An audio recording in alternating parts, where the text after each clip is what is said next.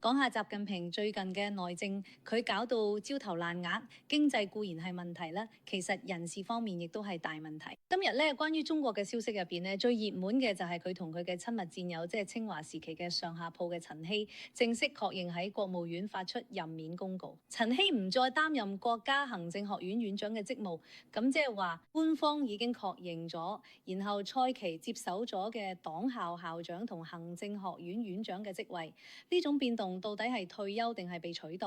應該點樣睇呢件事？同時網上而家正如我所講啦，嗰啲大外宣都喺度講話佢由副國級變咗做副廳級啦，所以我覺得呢件事好有意思。首先，秦鵬兄，你覺得點樣喺呢個傳聞？你點睇習近平用蔡奇取代陳希？呢個係咪正常嘅退休？從年齡嚟講，其實係正常嘅，佢亦都係時候要退啦。蔡奇都72歲啦，佢又唔同嘅蔡奇仲係在職嘅政治局常委，而陳希咧，其實而家已經係普通黨員，因為佢哋政治局委員同埋組織部部長已經卸任咗好幾年，應該喺2022年就卸任咗。20大之後卸任係，所以咧，佢而家相當於係以非正式、非正常嘅身份，以普通黨員身份擔任中央黨校校長同埋行政學院院長。所以喺呢種情況下，由蔡奇接管，因為過去本來就係由政治局常委兼任為主。習近平當年做政治局常委嗰陣都係咁做，而且佢係管黨務、管宣傳嘅人，由管黨務嘅人哋接管啊，其實都係正常嘅。所以蔡奇接管係正常現象。但係唔正常喺邊度呢？唔正常係而家傳出嚟，仲要係多個渠道傳出嚟，係話陳希藏樂好似真係被降嘅職嘅，而且降職呢個講法太驚人啦，由副國級降到去副廳級。係啊，所以呢個就代表你唔單止係退休咁簡單，你仲要俾清算，呢件事其實係好可怕㗎。喺政治呢盤大棋入邊，你已經被拋棄咗，即係等於出咗局。冇錯，冇錯。而且你知唔知到底係點？我哋先分析呢樣嘢，因為佢本來已經係副國級。如果你係正常退休，保持副國級待遇就得啦，點解要撤職呢？咁我哋就分兩方面講，一係習近平失勢，一係習近平喺度警告嘅。你首先點睇？到底係點回事？呢兩種講法，或者喺某種意義上都有道理。當然啦，我傾向於覺得可能更似係習近平喺度清理緊嘅。我哋講下習近平點樣得罪咗習近平？佢唔係個鐵杆咩？唔係26年前就跟住咁做啲咩？一路提拔清華又係上下鋪，究竟佢喺邊方面得罪咗習近平？先講，我覺得從能力上嚟講，我本身覺得呢個陳希其實唔係一個有幾多能力嘅人，佢其實係一個非常典型嘅工農兵學員啦。同時咧，後來係一個所謂嘅青年，即係共青團同中共呢種政工幹部出身嘅咁樣一個人。你雖然喺名義上掛咗一個清華大學咁樣嘅一個名銜，名銜係咪？但係事實上嚟講嘅話，佢並唔係一個學者出身嘅咁樣一個人。佢咧即係1970年到1975年嗰陣時啦，佢係喺工廠入邊做咗呢5年嘅工人。到咗1975年咧，呢個就係文革要結束嘅時候咧，係咪有呢個推薦工農兵？大學生佢其實係咁樣上清華嘅，同習近平係同一個德性。所以呢兩個人點解能夠臭味相投咧？我覺得其實係因為佢哋本身就係咁樣嚟嘅，家庭嘅原因，覺得好似又對黨又比較忠誠，所以最後就結果就成咗大學生。但係事實上，佢呢個原本嘅學歷好似都係初中，比習近平好少少。習近平可能係初中可能未畢業嘅就，所以大家都話佢正式嘅學歷，習近平係小學。但係咧因為佢有啲即係呢種大學生嘅咁樣一個經歷，後來咧陳希比習近平好少少，係讀咗一個碩士。習近平嗰個後來係咁碩士讀噶嘛，結果咧佢混咗個博士，而且仲跳到其他行業添，係咪啊？都唔知邊個幫佢寫博士論文。唔知啊，肯定係官員，甚至有人之前講過話可能係清華邊個老師幫佢寫嘅。我大概唔具體知道，但係咧陳希就係咁樣，後來留咗喺清華，喺共青團做書記，但係後來咧係黨委副書記，再後來2002年嘅時候，其實呢一點上嚟講，佢算係自己混得所謂嘅仲算幾早到嘅呢個清華嘅黨委書記。但係黨委書記有時真係唔係做人做嘢嘅嘢啊！你譬如話你搞迫害，或者你做呢啲衰咗，咁你肯定要好搏命㗎。所以我覺得呢個其實好明顯，到佢咧習近平要起家嘅時候咧，其實就開始咧幫佢各種各樣呢種調動，或者幫佢增加資歷。譬如話係到咗教育部嘅副部長、副書記係咪？然後咧再到其他省去快速嘅歷練，轉咗7個月，然後咧再後來就到咗呢個中組部副部長，再後來咧就成咗中組部嘅部長。所以好明顯呢個係非常典型嘅習近平嘅咁樣一個鐵桿人馬啊，係咁樣。呢類人咧上台之後咧，其實我覺得佢只會做2件事。呢個亦都係我哋所講嘅工農兵大學生嘅特點，就好似嗰個李強嘅，或者好多其他習近平而家政治局常委嗰啲人一樣咧，就係政治上嚟講睇落係一個好激進嘅人啦。佢哋嘅演說絕對忠誠等等呢啲方面，咁肯定係亦步亦趨，跟住習近平嘅要求去辦事啦。另外一樣嘢咧，佢一定會按照黨派嘅要求、派系嘅要求喺嗰度換人、清洗等等。所以呢個係中組部嘅所做嘅嘢。咁當然啦，如果嗰啲人都出事嘅話，對佢嚟講嘅肯定亦都出事。結果喺呢段時間，其實本身亦都認為佢自己嘅人馬真係出咗事。出事都好正常啫。張又霞保過佢哋，唔係都出嚟事咩？王岐山幫過佢哋，唔係都出嚟事咩？而家陳希都出嚟事。所以當你將佢當成皇帝、當成最高統治者，佢自己建立嘅人，佢自己信任嘅人，呢啲全部都係喺一手提拔嘅人啊！佢啲人都已經出晒事嘅時候，咁你都傾向係習近平呢邊啦。再傳遞緊呢個信號嘅話，佢説明咗啲咩呢？你睇下。原來我講嘅仲未係話呢個習近平嘅其他人，係話陳希自己本身呢啲人原來都出咗事。因為過去大約1-2年，佢本身原來佢一啲親信同舊部亦都接二連三嘅被調查或者落馬。例如原來中組部副部長張建春被調查，呢個係陳希擔任中組部部長嗰陣嘅一個主要嘅副手。喺2025年到2026年期間被調查，呢個亦都係一個非常高級別、好罕見嘅落馬事件嚟嘅。仲有講返陳希喺另外一舊部，係佢中組部幹部監督局嗰陣時做局長嘅，之後咧又轉咗去中國聯通做咗副總經理，即係話去咗企業發展，但係後來都一樣落馬嘅。呢啲案例都幾有代表性，值得大家留意。仲有李干傑，呢個實際上係陳希原來重點提拔咗一個技術官僚，加埋習近平嘅人馬。2022年佢喺20大之後接任嘅中組部部長，即係接咗陳希嘅職務。結果2025年4月，佢同當時嘅統戰部部長石泰峰對調。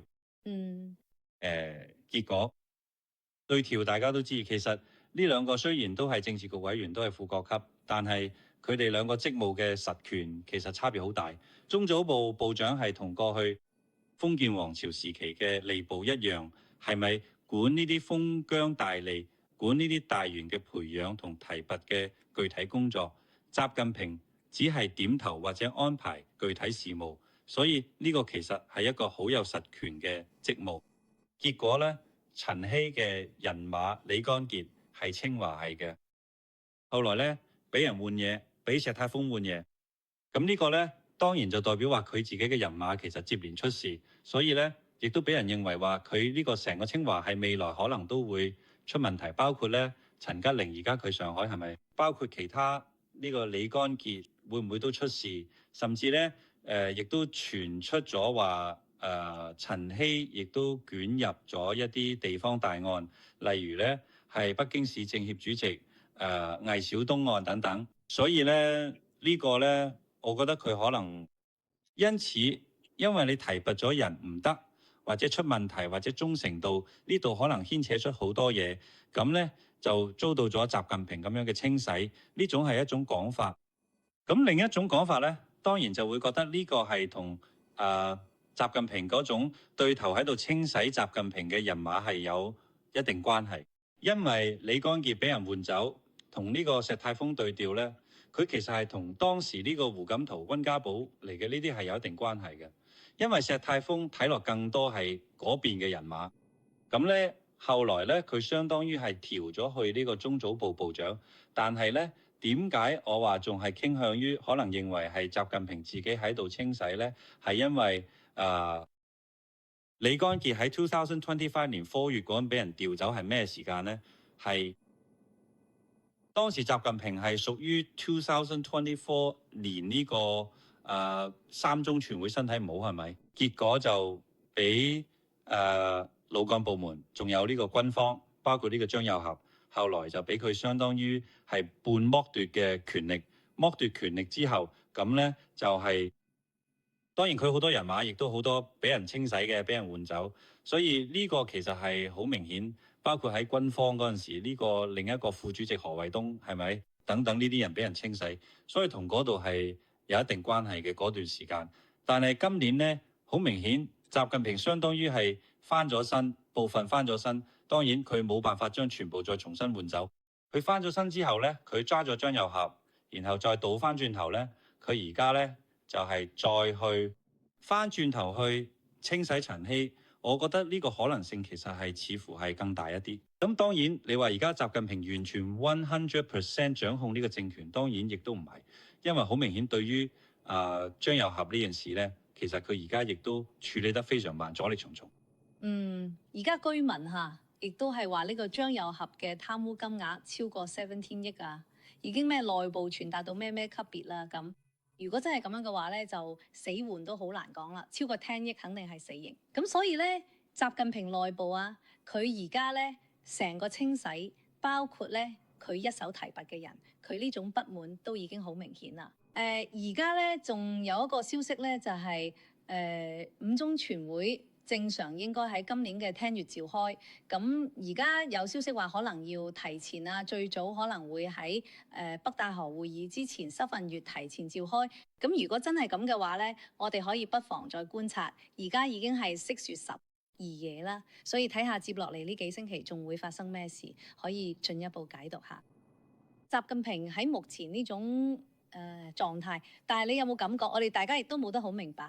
習近平接落咗21大一定要連任，咁而家仲係為緊21大連任去做各方面嘅調整同佈局，你點睇？我覺得好明顯，好明顯啊！呢一點係啱嘅。呢邊咧各種各樣嘅操作，其實好明顯就係為咗喺其21大上面繼續咧去做再去有極大關係，因為包括蔡奇而家去其他去掌控呢個黨務、掌控呢個即係黨校，呢個應該仲係佢整體成個呢個大佈局嘅其中一個內容。但係咧，我其實一直認為咧係習近平好難去到21大。哦。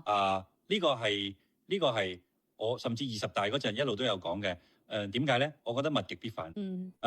當你去折騰到某一個地步嘅時候，一定會有好多呢種反擊力過嚟嘅。咁特別咧，恐怕佢嘅身體係唔得嘅。包括呢次我哋見到佢去北韓，佢睇落飛機嗰個鏡頭係乜嘢？係佢好可能係俾彭麗媛咁扶住，咁樣攬咁佢落嚟。所以我認為佢恐怕呢個唔睇好。你雖然呢個算盤打得好響，係嘛？但係最終結果好多時都係人算不如天算。2026年同2027年真係有大戲㗎啦！美國呢邊呢有中期選舉啊，咁包括呢兩場戰爭，加上習近平呢個權力嘅問題，東共呢個經濟嘅問題，全部都處於一種好有意思嘅轉折點。所以咧，我哋要每日守住美東時間9點鐘啊，每日咧高傑會同大家更新呢啲最新嘅情況，比歷史記錄好啲得多。我哋每日都喺呢場歷史大戲入邊啦，好似一個觀察者，同時亦都係一個參與者啊！再次感謝訂閱我哋頻道嘅朋友，唔好唔記得睇下個小鈴鐺，點擊訂閱啊！咁我哋每日都會及時同你講到深度嘅分析，你亦都可以發表你嘅觀點。咁所謂，但係我哋可以一齊去探討。頭先咧，多謝遠見卓識，咁咧就覺得佢非常贊成特朗普總統對伊朗嘅呢一種轟炸。咁我哋都見到咧，佢真正嘅國際政治入邊唔係咁簡簡單單，一個我認為正義，佢就直線前進啦，唔係咁嘅。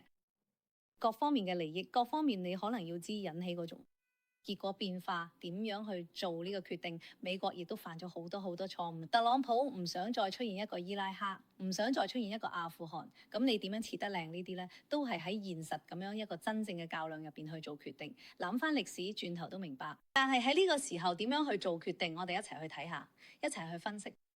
歡迎大家有唔同嘅觀點，都打咗熒幕下方啊，一啲問題都冇啊。我哋好中意大家唔同嘅觀點互相碰撞。喺呢度呢，我哋呢度啊，就係我哋接落嚟呢，就要講下中國嘅。哎呀，每日真係你睇下呢，睇中國人活得太難啦。咁呢個呢，係個細路仔嘅尿片。你話尿片呢都有毒啊。今日呢個故事呢，講起嚟真係令人好驚訝。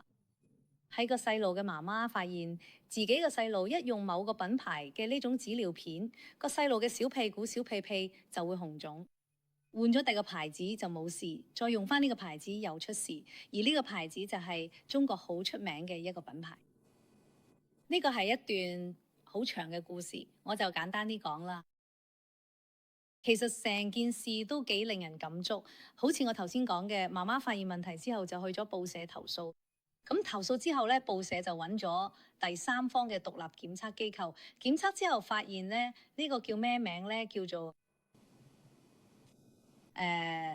個媒體係經濟參考報啦，佢哋委託專業檢測機構進行抽樣檢測，結果咁好奇 Baby Care 仲有碧巴寶貝等熱銷產品入邊驗出咗一種叫甲酰胺，對生殖系統毒性極強嘅化學物質。呢件事發生之後，我哋查過呢種毒素真係好毒嘅，我哋等陣再詳細講。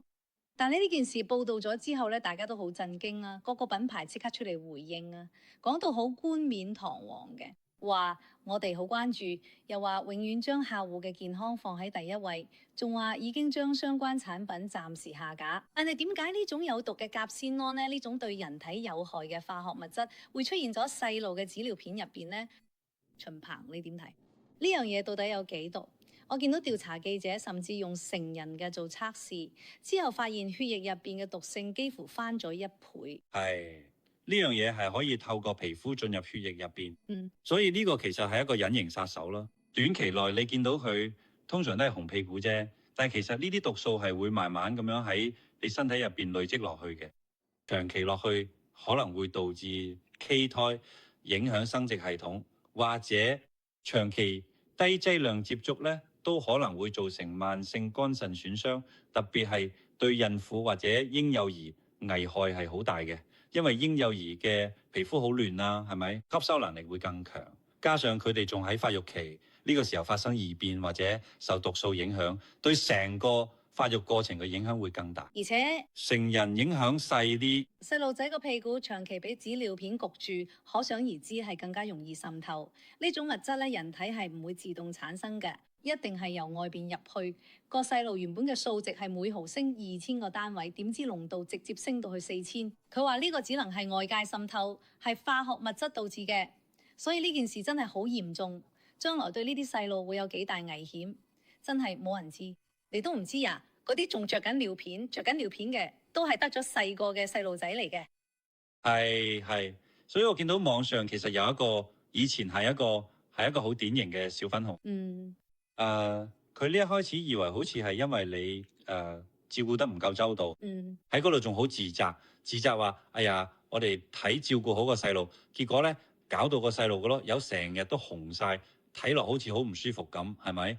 結果後來發現搞咗大半日，原來係呢個廠家，甚至咧呢啲廠家有冇仲喺中國呢種紙尿片嘅國家標準入邊擔任屬於嗰種參與撰寫嘅，就包括嗰個好奇，嗰個叫好奇嘅嗰個品牌品牌係，所以佢就崩潰咗。喺呢次咧就開始講啦，睇翻起有啲人話有一啲呢啲歌頌黨嘅人啊，係未受過社會主義呢種鐵拳毒打。呢個人一下就好似醒㗎，所以我仲見到佢嘅故事。呢個咧喺歐洲方面咧，晨早就有同樣嘅呢種環境或者係產品要求啦。安全標準係唔準用嘅，但係中國嘅標準入邊竟然中國標準其實都係唔準用嘅。係咩？中國化妝品喺呢個入邊係明令禁止使用嘅，成人化妝品都唔準用。但係喺細路尿片嘅產品安全指引入邊咧，佢可能相當大程度上係喺呢個叫強制嘅限量要求嘅限量要求，係亦都冇強制檢測項目。嗯，所以咧呢度面喺現行嘅呢個紙尿片入邊，嬰兒尿片入邊咧，佢主要係講檢查啲咩咧？甲醛啊、熒光劑啊、微生物啊，係咪？所以咧，我哋話好多產品雖然係所謂符合國家標準，但事實上嚟講其實係有風險嘅。咁樣呢啲標準嘅制定者係咪知道？而但係咧專登去混淆或者專登去逃避呢樣嘢咧，啲人清楚。呢個係一個好關鍵嘅問題。我哋知道，我哋做行業㗎，做企業㗎，你要同類產品嘅話，你要做咩？先查文獻啊，先查國外類似嘅行業企業產品入邊嘅相應嘅標準咧。咁點樣去製造嘅成分咧？甚至係查晒啲所有嘅專利嘛。所以我唔相信做紙尿片嘅呢啲廠家唔知歐美國家對呢啲細路嘅，特別尤其係嬰幼兒嘅呢啲紙尿片嘅標準，佢哋可能唔知，但係咧佢哋仲係用嘅。呢樣嘢到底用咗呢度起到啲咩作用咧？佢非用不可咧？佢毒你仲非用不可咧？呢啲係咩嚟嘅嘢？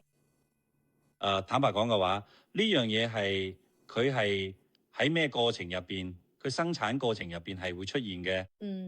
咁譬如話咧，佢本身咧係即係話殘留物成本唔控制得唔好，或者係工藝控制得唔好，都可能會出問題。氮嘅入邊咧，係因為尿片入邊係一個多層結構，係咪？入邊有啲好似不織布啊、吸水、芯體啊、PE 防水膜啊等等，佢需要用膠水咁攞埋。而呢種甲酰胺係一種助溶劑，可以令到佢膠水咧流動性更加好，冇得更加均勻，所以佢相當於係喺過程當中係氮氧。佢使用嘅氮，如果生產之後咧揮發得唔夠徹底，就會有殘留。仲有咧就係尿片嘅另一個部分就係有彈性嗰條橡筋，同埋腰圍、拎位呢啲地方咧，佢亦都係需要類似呢種膠層去睇埋。仲有咧，佢一啲發泡劑喺呢個過程入邊，高溫嘅分解過程入邊，亦都可能會產生呢種甲酰胺，或者咧喺面層入邊作為助劑，因為佢用不織布啊、用嘅嘢等等，所以咧特別係嗰啲細廠，佢就好可能用一啲劣質材料等等去氮氧處理。所以咧呢個亦都係所謂嘅中國專家喺度講話，呢啲正規大廠一般唔會專登添加，但係供應鏈外判、細廠代工、工藝簡化，就可能會導致殘留。所以呢個可能係，所以其實我係懷疑啦。而家隨住我哋講呢啲廠商鬥得越嚟越犀利，越嚟越內卷㗎，所以佢哋嘅工藝控制，甚至冇成本控制方面嚟講，就會越嚟越苛刻。但就咁盡辦法去外判俾一啲細廠，或者咧直情自己某啲方面咧，佢就會更加去簡化一啲流程，簡化一啲做法。呢個就導致好多中國嘅產品質量恐怕會越嚟越差。所以我覺得你呢個叫做一葉知秋，係咪？透過呢件事嚟講咧，其實你可以見到，恐怕喺中國其他好多領域都有好多呢類事。今日咧，我哋同大家講到呢個，我想問下你哋台灣都生產尿片係咪啊？台灣有呢啲事嗎？台灣嘅標準係點樣制定嘅？如果冇台灣出現呢種情況嘅話，社會輿論、政府將會係點樣嘅反應呢？但我哋而家見到咧，中共日日嗌住話要收翻台灣，但收翻台灣，台灣人民就同中國大陸嘅細路啊、BB 啊、家長啊過同樣嘅日子，真係防不勝防啊！防不勝防。喺成個大環境之下咧，個人啦、企業啊，都係哪怕呢啲名牌嘅尿片都出現咗氮嘅情況。嗰樣嘢好毒啊！咁呢個經濟時報佢哋自己嘅記者用大人自己帶上尿片，然後咧再去抽血驗呢個含量都明顯升高，你就可以想像到細路仔嘅可能已經對佢嘅生殖系統、對佢嘅肝臟系統產生嘅毒害作用，仲未知，你大個諗就知。但係你喺漫長嘅時間，你點知嗰陣時會帶嚟啲佢哋嘅影響呢？有幾多細路都會受到影響呢？BB 奶粉三聚氰胺，BB 尿片又出咗個甲酰胺。哦天啊！跟住你嘅廠家，我哋學咗咁多化學名詞啊！好啦，但今日咧高潔咧係心情唔係幾好啊！我喺呢度咧仲係祝願我哋所有天下嘅父親，男性咧多咗珍惜身體，包括女性推薦大家紅海參，包括咧呢個黑高芝。我而家就同秦鵬同大家咧請個假，我哋早啲結束。聽日咧，我會再講公務員佢哋，因為你見到嗰個27-8歲啊，佢得嗰27-8歲就係陪領導人釣魚，佢就冇浸死嘅，係舊年嘅事。之後呢個報導咧，深度報導出嚟話，你就見到佢體制內嘅人生活得真係好難啊，真係好難。我哋咧聽日再詳細啲去講呢個故事，好唔好？多謝所有觀眾嘅體諒啊，多謝秦鵬。我哋今日節目咧就到呢度啦，聽晚7點鐘我哋再見。